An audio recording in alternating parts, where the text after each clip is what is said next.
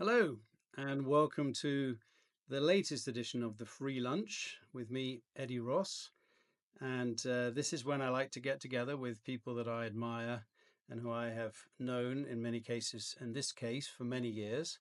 I'm joined today by Tom Cates, currently Senior Vice President of Business Development at, let me get this right, Uniglobe Travel International. But that's just one job that Tom has had over many years in senior positions, a lot of them in very senior commercial roles. Tom and I first met each other many years ago when I was with Amadeus, and so was Tom. He was on the North American side, and I was in the kind of head office, and we worked together. We might talk a little bit about that later, perhaps. But Tom is somebody that I've learned a lot from and always enjoyed very much, and now counts as a friend. And really wanted to get him on to talk about his experience and hopefully share with us some of those leadership thoughts, as I like to talk to people who are really fine examples of leaders, both professionally and personally. So, and I've just been chatting to Tom, and he's actually got 13 grandchildren. So that's pretty impressive bit of My leadership. greatest achievement. Indeed.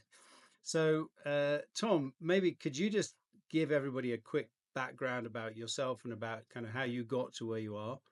Sure, Eddie. Well, first of all, thank you for having me on. It's always an honor to be around you, but this is really a nice thing, and I really appreciate it. Out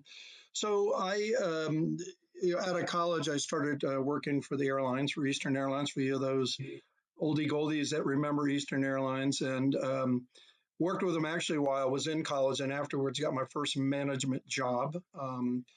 And in reservations. So I went right from college to managing people in the reservation center. So just learning a few things. During that time, also I started doing training for new managers coming into Eastern Airlines. So that's where I kind of cut my teeth on the leadership thing. So I was teaching management 101, leadership, and those types of things. As Eastern went out of business, I actually left and went into the banking business. Even though travel was my heart and things I wanted to do for a long time because my family was all part of Eastern Airlines. So I was in banking for 4 years, and again, I was a vice president of, um, of business development and organizational dynamics. From there, I went into System One, which became Amadeus, where I met Eddie, which is an airline, I'm sorry, which is a travel IT company. And that company has evolved and grew for many years. I was there close to 20 years in various leadership positions, from human resources as a director to VP of sales, senior VP of sales and marketing, and then chief commercial officer for the last 8 to 9 years, which I had sales, marketing, product management, IT consulting, consultants, project management, and a variety of other functions. And we pulled them all together under one head, and I can explain why I thought is from a leadership perspective in any company that would work. And then I retired from Amadeus about 8, 9 years ago, and was going to do consulting, but ended up going to work for some of my clients, so larger travel agencies. And so today I'm with Uniglobe Travel International, based out of Vancouver. They're in 50 markets, 90 countries. So with my global experience, I was able to get in there and help them trying to grow sales and to grow share across the globe. So that's what I'm made of, and my trail has been with Eddie for a lot of those experiences. So That's very impressive collection of different things you've done, and I think it also shows, doesn't it, that I think sometimes people feel like that they kind of get on one particular track and that's it. They're going to be forever on the commercial track, but the fact that you've been, well, not only into different sectors, into banking, but then into travel, and then um, some different roles in there. If you look back on it all, is there any one particular job that kind of sticks out in your mind that was pivotal for you, or you really kind of, I don't know, felt like you hit your groove in it? I think that even though at Eastern Airlines they could have been considered as a global company, they really weren't. I mean, they were biggest share was in North America, almost all of their share. But I think when I moved over to Amadeus, because I had not gotten that global feel before and the international feel, and to be able to understand other markets, it just changes the way from a leadership perspective. Um, because before, in terms of my drive and the things I had to do, I was driving for one particular set of outcomes and objectives.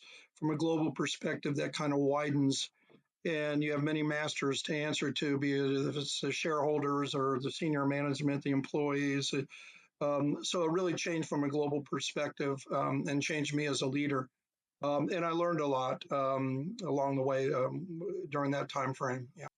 Yeah, one of the things talk about in the book is about this idea that leadership is sort of immediately thought of as being leadership of people, but actually, first of all, we have to lead ourselves, and that we need to lead our colleagues, and we sometimes need to lead our boss, and we need to lead our peers, and actually, you've just raised an important one, which is kind of to be the leader that makes sense within the local environment, but also with that global international environment, having to sort of balance all those and spin all those plates.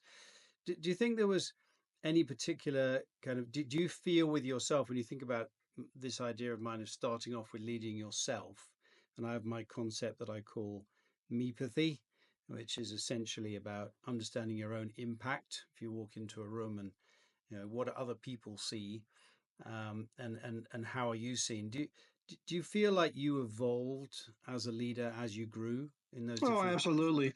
So, as I mentioned, I said I'd get back to that. As I was back at Eastern Airlines and doing leadership training, I was a really young guy and had hair back then. And, I was teaching not just new leaders coming into Eastern Airlines, but some seasoned leaders that, were being retrained or looking for advanced training. And one day I sat there and I go, I really don't have any leadership experience yet. I'm teaching this stuff, so I got to get out there and improve myself. So that's when I started to move into actually leading. But I had this concept of leadership. When you look at the definition, it's to guide a people or a guide a team to an outcome, and it just had this sense of not a lot of flexibility, and because my concepts came out of a book. I failed a lot, and I pushed a lot of wrong buttons and just had this concept of what leadership should be. So you learn from that, Eddie, as you know, and you learn from your failures. You learn from maybe being too rigid or not enough flexibility, and maybe not managing the people. I call it to the lowest nomination, where their skills may not be as strong as other people, yet you're managing them the same, and those kinds of things. So you really start to evolve. And then when I went to a global company, the cultures are different, the people are different, the skill sets are different. So I really started to evolve then. But a big part of it was, I think, learning self awareness. As you're coming up, especially as a young person, you have a lot of doubt, and I'm my biggest critic, and sometimes that can weigh heavy on you. And so, one of the things I came to terms with is, who am I? What is it that I want to be? And try to get rid of all the noise. There's a quote, and I don't know who this is from, but I use it all the time and really like it. It says, "We, meaning myself, we spend most of our time inside our own heads. Maybe it's a nice place to be, make it a nice place to be." I'm sorry. Yeah. I just love that. So, over time, I started celebrating more of the success and what I've learned from it, not taken away from my failures, because you have to learn from that as well. But, really being driven off of things that worked, and maybe not so much dwelling on the things that didn't work. And, so I think that's got from, what I read in your book, it kind of aligns to that in my mind, Hmm. thing about self awareness. And then how do you take that and become a better person, a better husband, a better father, a better leader, all those kinds of things that I think you learn. And a lot of it comes through hardship and doing the wrong things in all those categories. As a husband, a father, you just learn to be a better person. And I think, and I'm not saying I'm a great leader, but I think I've done some good things. I think that's what makes great leaders. Hmm. and they've adapted. And a big part of that is the whole self awareness thing. That's really interesting for sharing that with us. What what did you do to gather that sort of get that feedback from people? How did you build up your self-awareness of what worked? Were people, did you ask people, were people honest with you? Did they give you feedback? Well, and by the way, these Eddie and I talked about a few questions, but Eddie's give me questions, so it's not something that I have prepared for. So, but they're right in line with a lot of the things that in terms of my own history. So, one of my first things, Eddie, is that I learned from early, leadership time frame to hire people that were not necessarily complemented my own skills. I tried to hire people that I knew would challenge me, and you know some of these people, Eddie, very well. That some of the interactions that I would have, but I did it on purpose. I'm not somebody that enjoys having yes men, yes ladies around me. I don't think you become better because of that. So I've tried to hire people that really challenge me, and it builds some flexibility. But in a lot of cases, I may or may not take that advice, and that's the choice you got to make.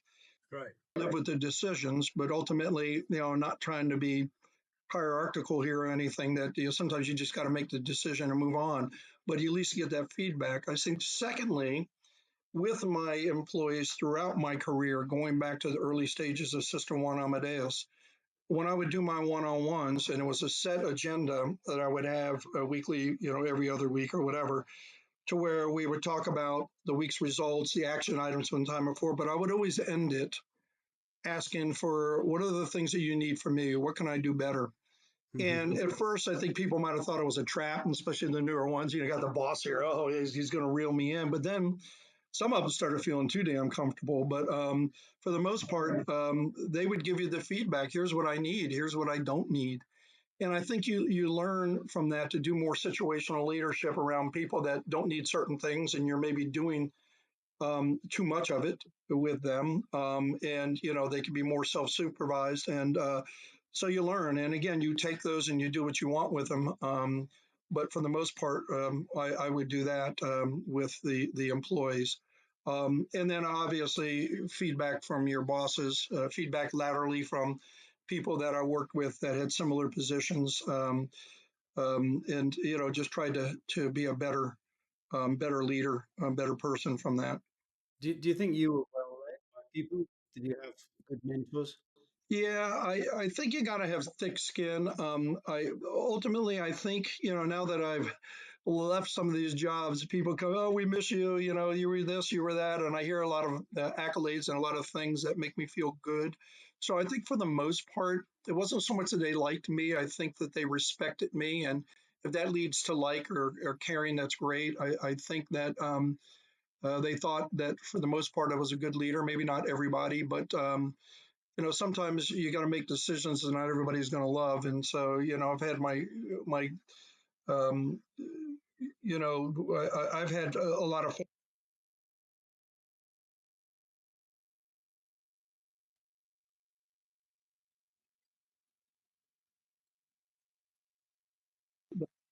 leaders try to find the balance. It's like those scales. You try to find a balance between the human element and the business outcome, which you have to drive and get. I mean, you don't keep your position if you don't achieve, right? But how do you intertwine and find that right balance with the human element? And sometimes those scales are this way or they're this way. Sometimes a little bit too much of one or the other, and you got to learn that right balance. And that's not easy, especially when you got internal, external challenges of things, market challenges, challenges from your boss, technology's changing, all the changing that's going on around you, and trying to balance those things aren't easy. But if you do that and you focus on that, I think you're going to be successful. I really do. Yeah. No, that I think that's very true. That Do you think that the changing technology, I mean, you've been at this for quite a few years. Do you think that the changing technology, the changing way of the workplace means that leaders also need to lead in a different way than perhaps? Absolutely. Yeah, What? absolutely. And I tell the salespeople, I tell them, I said, you're one click away from losing or winning a deal, and you have to be very cognizant of that. Especially give an example, around the time of COVID where you weren't doing face-to-face meetings, and and sales is all about relationships, and we'll talk about that in a little bit. And it's more deals are closed face-to-face, shaking a hand than still today. I believe that, and that was taken away from us for a large degree for a number of years. And technology kind of lent itself to us being able to do it in a different way. Um, Plus, processing and just the quickness and the access to data. The extreme time that companies used to take on data analysis is now cut in half, which allows decision makers and leaders to make better decisions because you're getting more data about your business quicker and better than you were before. And I think that's an important attribute of improved technology. But yeah, the world has changed tremendously as it comes to that. Do you think? I sometimes feel like there's too much data, that the in fact, I was talking about this the other day, that there was an article came out about something called measureship as opposed to leadership, which is Yeah. kind of, just so much data that people are making decisions based on data. And the article was arguing that this is dangerous because in the end we have to make emotionally based decisions that we just feel are right. This is the right thing to do, even though at times the data might tell us to do something else. Um, and I don't know if you, Better decisions. It shouldn't get in the way of just building relationships and good sales techniques and all those other things that go with it. Better marketing, better pipeline management in terms of where you want to target your business. It should be used for those types of things. Yeah. yeah. And do you, would you say that over the years that you've enjoyed managing people? Oh yeah. It's the jobs I've left. I've always said when people say, "What do you miss the most?" In my almost 20 years at Amadeus, people like you and others, that interaction, even though you still try to stay in touch, but that interaction, that daily interaction on the people side, the people stuff, and especially when you've been successful, if you're coaching somebody in sales, and coaching is a huge part of leadership. And let's say somebody's really good at getting prospects, but they're horrible at negotiating and closing the deal. That will come out in the numbers. It's going to be there, and it's going to be apparent. How do you go in and help them become better closers, better negotiators? That's where the data part comes in, but it also allows, to me, things I miss are being able to help people like that become successful by being a better coach. And in some cases, people, I've helped them say, this isn't right for me, Hmm. and let's move on. And one in particular that was on the marketing side that I had that conversation with, and the person moved on to another company and was very successful. And said to me years later, thank you for having that frank conversation with me, and it really did help me. And so it's all about that kind of stuff that I miss in terms of the people side. Yeah. What would you think if you were talking to somebody, let's say like in their mid 20s, who's just moving into their first kind of leadership position, where they really have to sort of, they have to motivate a group of people, maybe a sales team, to get out and do something. Would you have any particular words of advice to give to that person? So it's interesting because I just had this conversation with my daughter. Ah, amazing. She happens to be a senior project manager for a large consulting company here, and she's leading teams. And I said, listen, one of the things you need to do, especially if they're new or you got a lot of new people in there, is to co-opt them, to bring them in, let them be part of the decision making process, help them to learn how the business works and what your outcomes are. It's creating a vision for these people.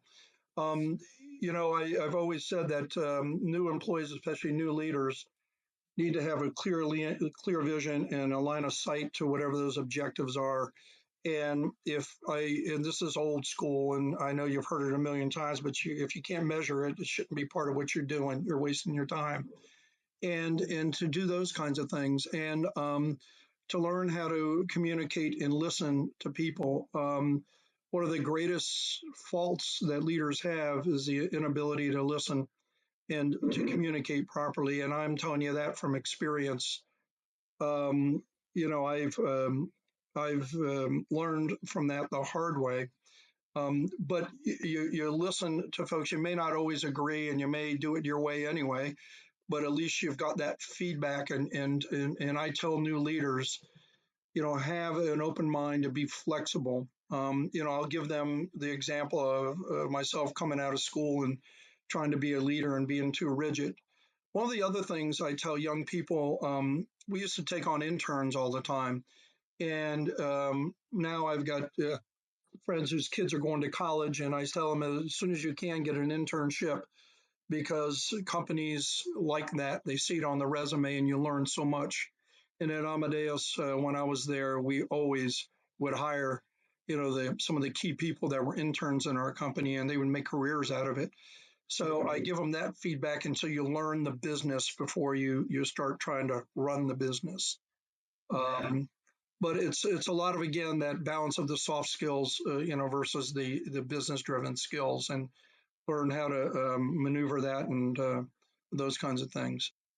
So everything everything is a balance, right? And that that business, I'm very keen, and I've got it somewhere in the book about the relationship you have with the people that you work with. That there's this guy called Buber, and he described this I it and IU relationships where I it is like very very transactional, and IU does have a very much a human element, which is that you are interested in the people that you have working with you in your team. You know the names of their children, you know about their family and their background.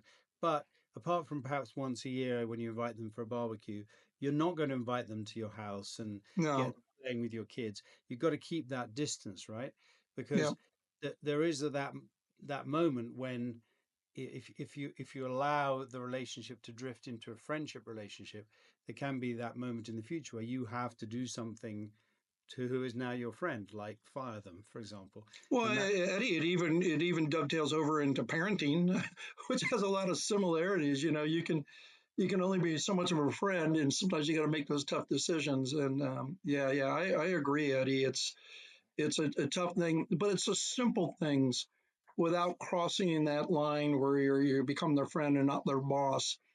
And I used to admire. I had a leader that, I had a large organization. I mean, it was really big, and I had 42 management people reporting to me at one time. And you can imagine how that spreads out across the. that's more than the recommended 6 or 7 direct No, reports. I know. One of the leaders, and he just about knew everybody's name. Right.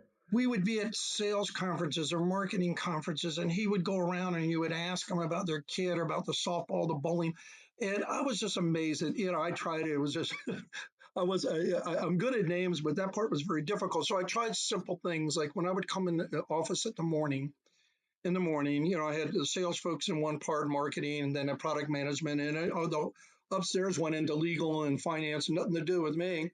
But I was a senior executive at the company, and I would walk around, when I first got there and just say good morning. That was it, just a good morning, and and talk to people almost every day. And when I did retire, I mean, a lot of people came out and say, we're gonna miss seeing you in the morning. Those good mornings just kind of made my day. And those are just easy little things that you can do, or just remember that somebody had a sick kid, or that somebody's daughter was in softball championship game. It's those are just simple, easy things to help build relationships, because relationships is what it's all about, internally and externally. In the book, I talk about the power of leaders and how a leader that takes a little bit of time to talk to you, to ask you how you are, to find out what you're doing. And I definitely used to see that in Amadeus, in the people traveling around the world, visiting far-flung markets that hardly ever would see people from the central organization. And some of the leaders would take their time. They would stop by. They would chat to people, and that would have a tremendous effect on people. It Um, does, Eddie. and funnily People enough, remember that. They really do. and funnily enough, the bit I miss about the office, right? It's been many years now since I went into an office every day, and I've realized the part that I miss. I don't really miss the meetings and all that stuff. I miss the chatting with the people in the corridor, and actually all the people that I didn't work with, but who I considered to be my colleagues. And even if I never really worked with them or had anything to do with them, that we would greet each other, getting a coffee, and we'd chat and ask how the family was and that stuff. I think that's what I miss the most, actually. Yeah, and you know, you hope that at the end game of doing things like that is that kind of transfers over to them, and you create a culture that's different than just one of a business, you know, total business environment where people can feel like they can relax and be who they are. And it does, I think, have an impact on culture. And culture is a key ingredient in any company, any organization. I don't care if it's a church organization or you know your kid's sports team organization. You know, culture and how people thrive in that environment is what I think breeds success. I really do. What do you think the culture was like in Amadeus when you were in it? So, you know, I hear different now. Maybe not fully because they've centralized again, but you know, they we really had a working on a decentralization and pushing authority out to the markets and those kinds of things. And I think the culture was more of a family like culture, not to what we were discussing before, to where you're going to go to barbecues and everything, but people actually, you felt like people actually cared about you and who you were, and you know wanted you to be successful. And I had bosses that would tell me, "Your success is personal to me," and I've carried that on. If you fail, I fail. And Amadeus was a lot like that, and that was something that stuck with me. When I was mentoring and you know having one-on-ones with employees who were really struggling and you could see they were frustrated, I would take some of that on me and say, "Hey, listen, if you're not successful, somehow, you know, I'm going to feel like I failed you. So what do we need to do here? What do we need to do different, you know, to be able to help you?" And in some cases, it's what I said before: is it's just not right for them, and you help them transition. But I think that's how I felt in Amadeus. You know, outside of there, I just felt like I not felt like I know I built lifelong friends, and that just says something about the company. And it's a huge global company in 200 some odd markets. And to maintain that type of culture starts from the leadership. Starts from the top. And as you know, we had some really great leaders that um, kind of made that thing happen. That happen. Yeah. Yeah, that's really interesting. The other thing, actually, it's how you and I first met, which is that the I think it was yeah, probably it's probably ended in a bar anyway. Yeah, that's true. But the no, that I was thinking of when Amadeus bought System One, where you were working at the time, and that was actually a really interesting experience for us all, wasn't it? Because you were an important company in the USA, but you didn't have global reach. We were this global company, very European, and kind of arrived into the front door of the office in Florida and kind of said, "Oh, we're coming here to tell you how to do stuff," right? Yeah. There was definitely a period when it was quite stressful, I think, and you lived through a lot of that, and I know Well, that. you and I were on the teams that helped that whole change management process. That's where we spent our time. So we were both in the HR side or in communication side. Yeah, yeah, that was a tough time. And if you think about looking back on it, what do you think was the key? Because I think in the end, and it did take a while, but I think in the end, people in Amadeus North America began to feel part of that bigger Amadeus story, and you must have lived that yourself, right? And certainly Correct. you must have been with the other senior leaders in North America, um, kind of watching them how they were dealing with that whole change situation. And do you remember anything particular from that time that you? Well, I think you kind of alluded to it, Eddie. You felt like that the kind of independence and the way we ran the business, and obviously it was somewhat successful because you know the big Amadeus wouldn't have had desires to buy the company and to integrate the companies if it wasn't. You know, all that was going to be taken away. Is that we would be you know run out of Madrid and you know that the way we did business, which in hindsight, we learned a lot from Amadeus, and we did change some processes and business things that really made sense. But you just feel like kind of, I went from this complete autonomy to, well, now, wow, it's what's coming next. One of the smartest things, and you and I were part of that, is that we built a team, and thank God for both leaders allowing that to happen. And it was a team that had many layers to it. It had some senior people, had some people that were not line workers, which would have probably made sense, but we created teams from both sides that would work through these issues and work through the whole transformation process.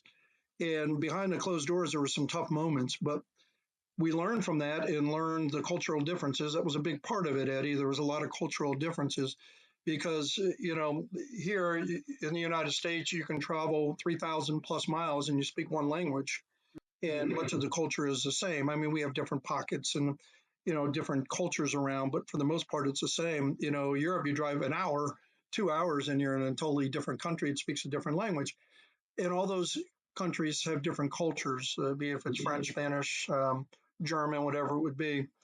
And Amadeus was successful in doing that, so we had to open our minds that hey, what did they do to transition all those countries into one massive company that's really successful? Maybe we ought to be open to do that, and having those cross teams working together to make that happen. We presented together. I remember, one of the leaders telling me, "Hey, we want you to present the Amadeus piece." And I go, "What do you mean? We want you to present Amadeus history." And here I was a guy at System One, so now, because I had some ownership of it, I was handing symbolically the ownership of some of that to the rest of the people, and I think it was a really smart way to do it, but it wasn't easy to begin. It took a year plus. Yeah, I think probably took a little bit more than a year, actually. I remember one time after we had done the whole brand change, remember how we went from System 1 to System 1 Amadeus, then to Amadeus System 1, and finally we kind of landed on Amadeus, which that's one of my learnings. I would have gone straight to Amadeus if I did it today. But the business guys didn't want us to do that, so we took it more slowly. And I remember being in a meeting with somebody, and I'm not going to say her name because I'm not sure I remember it correctly, but I bet you know who it is, or you Yeah, would know. And we were in this meeting together, and she pulled out System One business cards, and it was like a year, well after a year since the migration to Amadeus. And after the meeting, I said, "Why were you still using those old cards?" And she said, "Oh, just using them up, honey." yeah, I know. Yeah, we were quite frugal back then, and I think the whole 200 cards probably cost $5. But yeah, it was some type of transition that we learned from. But change is tough, Eddie. And there's one, as you said, and I think you alluded, just name it Amadeus.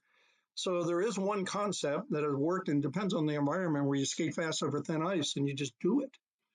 And I've done that before when we've bought other companies, or when we've made large changes in the organizations I were in, is just skate fast over thin ice. We'll just make it happen, and then we'll kind of back up and kind of fix pieces. And then the other one is do like what we did, slow down. I think that started out that way, where Amadeus wanted to come in and just let's make the change. But the other way is to do it the way we did, where you build these teams and you integrate where it's where it is. You look for duplicity in the companies and try to not so much eliminate it, try to learn from it and see what's the best way to do it. So yeah, Yeah, I mean, you're so right. The cultural side is incredibly interesting. I think Amadeus was a very interesting case because most companies begin somewhere, right? They begin in somebody's uh, garage, and then they grow, and they have a nationality, right?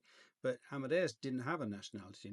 It was created independently in four different countries at the same time by airlines, and so it's almost like the central culture was very didn't have a national culture attached to it. And of course, when we arrived in USA with System One, you very much did have the North American culture attached to your business, and so I think there was a little bit of friction there. But yeah, it was. I think we all learned an awful lot from that. yeah, So just to sort of change a little bit the tack of the conversation, I'm also, you've had a really interesting career. You've changed jobs a number of times. You've done a lot of different things. How have you got any particular thoughts about how to manage that pressure? How to you personally, do you have rituals? Do you have things you do every day? Is there something that you've taken with you all the way through your life that has kept you kind of on top of things rather than things on top of you? So you're talking, well, when I hear that, I think both personally and professionally, because I think they're intertwined. Yeah, I've learned because I'm leaning on the end of type A personality, as Eddie, as you know me. And so, I've had to learn over the years how to manage that. And a lot of it starts in your own personal life, staying healthy, having hobbies. As you know, I was a runner for a long, long time. And so were you. We've run in different cities. We've run on beaches, and we've run to and from bars. But no, but so running, being healthy was a big part of it. As a matter of fact, one of my, and this is for those folks that travel a lot and travel globally out there. One of my hobbies was as I went to a new city, I would lace up my sneakers and run the city. And to learn, there's no better way to learn. You can get a tour guide, but no better way to learn a city when you're running through it. And so that eating healthy, I think having hobbies. I've got hobbies. I love to cook. My family and I garden, and those things take kind of the pressure off, and has made me a calmer person. Not always. My wife would probably disagree, but and I think those, being mentally, physically, and in some cases spiritually stronger, it's made me a better leader. Because you can't, I don't care what anybody says, you can't separate the two. Yeah.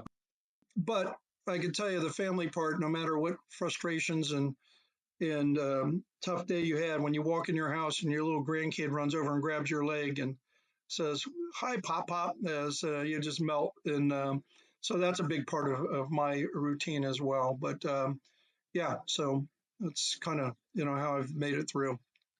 And let's talk about ego for a second, because I think it'd be fair to say that over the years we've met some and both dealt with some people with some pretty big egos, also extremely bright people and in many cases excellent leaders.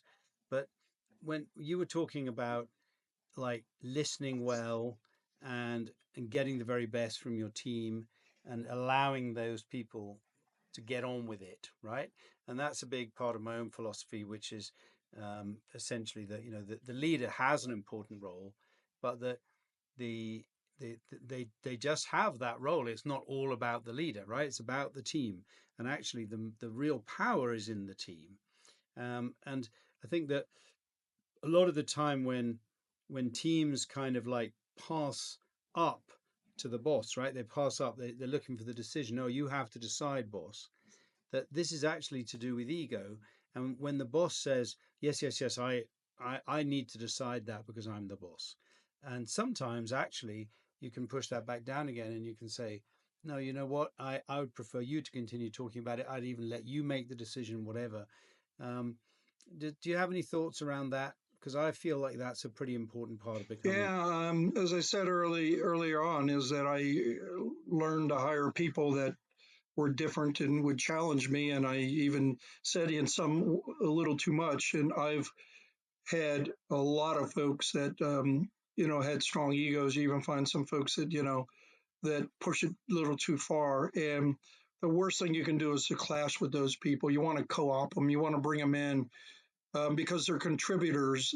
They got an ego for a reason. Some of them they could say insecurity. Other things to say is because they've been successful and they got an ego about it. But acknowledge their strengths and their contributions. I think I've learned how to establish early on with those folks a clear boundaries and set limits. Communicate clearly. I think bring them in as part of the decision. When I said earlier about being a situational leadership, some people you got to manage closer than others, like new people that have an immaturity around management, not so much as a person, Mhm. versus somebody has an ego, it's maybe been around for a while. At what levels can you push authority down and give them the authority? to make decisions and to fail and to be successful, but to be there because they got a lot to offer and they can contribute a lot. So if you can find a way to co-op them and clashing with them is not going to do it. They will behind the scenes manipulate. They will find ways to undermine you. I've had it. I've lived it. And some may even say I might have been one of those people at one point, but so I understand it. And so you want to, and I use the term co-op, and it's just bringing them into the fold and let them feel as if they're a big part of the success of the organization. Right. So and they get things done. I just want to say this, and I've been accused over the years because this kind of feeds into it of showing favoritism. And I would be in my meetings, both with the small group or report to me in the bigger meetings. Somebody would bring that up or bring it up privately, and I thought about it, and I go, "Do I?" Yeah, it's true, and the reason it's true, it's not that I had a favorite person. I just gravitated towards people who got stuff done. Mm-hmm. And those people I would go to, and it doesn't mean I left the other ones out. They just needed a little more coaching. If I needed something done right away, I would gravitate towards that. And finally, I said, "Hey, guilty. I mean, if that's what you're calling favoritism, I'm going to go where it's going to get done. And it doesn't mean, I'm going to leave the other ones in the dust and not continue to work with them and coach them and all those other kinds of things. But sometimes when things have to get done, you're going to lean on the other. I don't have time, right? You're going to lean on other people. And that's what I think leadership is all about. So I've been accused of that, and as Well, far as I'm concerned, that's life. as a matter of fact, I think that's a great way to end our conversation because amazingly we've been talking for 43 minutes. Um, but the because what you just described then is really great mepathy, right? Which is understanding your own self and understanding how you do things. And you've just given a great explanation there, which is to say, hey, I know that some people don't necessarily love it, that I will go to the person who I think is going to do the thing most effectively, most quickly. But that's me and that's how I lead. So that's what you need to get used to, team. And Yep. that is, for me, one of the things about my mepathy concept, which by the way, I'm planning to delve into more and to write another book. Um, but I Look forward to it. because I think that self awareness is so incredibly important as a leader. But I'm not sure that there is necessarily a right and wrong or what we should be aiming for. We should be like this, we should be like that. But I do think that understanding ourselves and knowing ourselves, and I have to say that one of the things that's been amazing about this conversation is your level of honesty about your kind of evolution as a leader and a boss through that amazing career you've had. So, thank you very, very much for that, Tom. I really Well, thank appreciate you, it. Eddie.